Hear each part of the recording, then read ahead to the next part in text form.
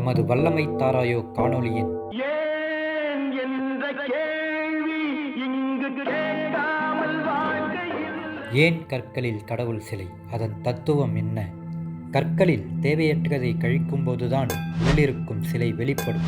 ஆனால் மற்ற எல்லா கலைகளும் கூடுதலாக சேர்க்கவே வெளிப்படும். உதாரணமாக, ஓவியம் தீட்டும்போது அதில் வண்ணம் சேர வேண்டும், இசையில் ஸ்ருதி சேர ஸ்வரங்கள் கூட்டப்பட வேண்டும். மண் சிலையில் கூட அதில் மேலும் மேலும் மண்ணை சேர்க்கத்தான் சிலை உண்டாகும். கற்களில் மட்டுமே சிற்பங்களை செதுக்க வேண்டும். அதுபோல நாமும் நம்மை செதுக்கிக் கொள்ள ஆசை, காமம், கோபம், குரோதம் போன்றவை கழித்தால்தான் நமக்குள் உள்ள கடவுளை நாம் காண முடியும். இந்த தத்துவத்திற்காகவே அன்று கற்களில் கடவுள் சிலை கண்டனர்.